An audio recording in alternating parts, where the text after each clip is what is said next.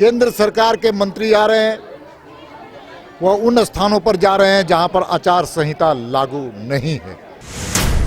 पूछना चाहता हूं सरकार से कि राज्य सरकार के जो मंत्री हैं वो मंत्री दौरा कर रहे हैं कि नहीं।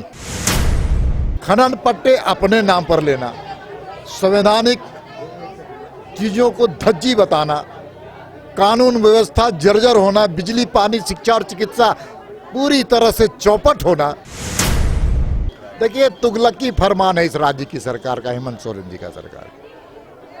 केंद्र सरकार के मंत्री आ रहे हैं, वह उन स्थानों पर जा रहे हैं जहां पर आचार संहिता लागू नहीं है।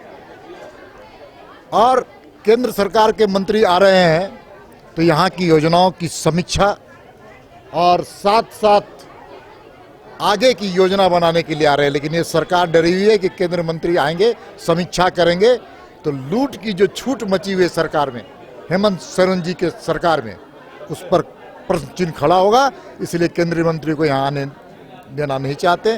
दुर्भाग्य है। मैं पूछना चाहता हूँ सरकार से कि राज्य सरकार के जो मंत्री हैं वो मंत्री दौरा कर रहे हैं कि नहीं। आज राज्य की सरकार के मंत्री आज उन स्थानों पर जा रहे हैं जहां पर आचार संहिता लगा हुआ है, वहां पर राज्य सरकार के मंत्री जाएंगे, लेकिन भारत सरकार के मंत्री नहीं जाएंगे। ये कौन सा दोहरंगी नीति है। इसलिए सरकार डरी हुई है, सहमी हुई है और भागती नजर आ रही है। आज राज्य में कुछ ठीक नहीं चल रहा है।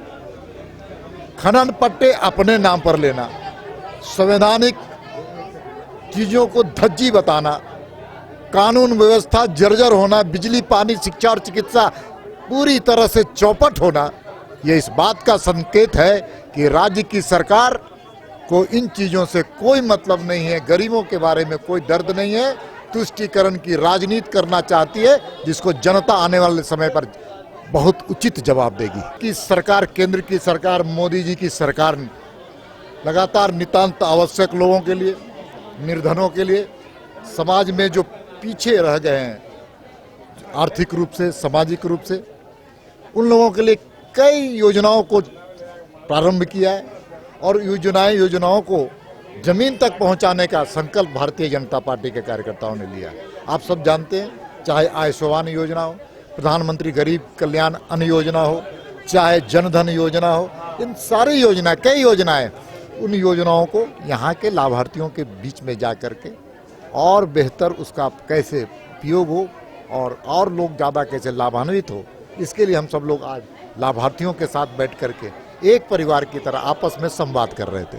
केंद्र सरकार के मंत्री आ रहे हैं, वह उन स्थानों पर जा रहे हैं जहां पर आचार संहिता लागू नहीं है।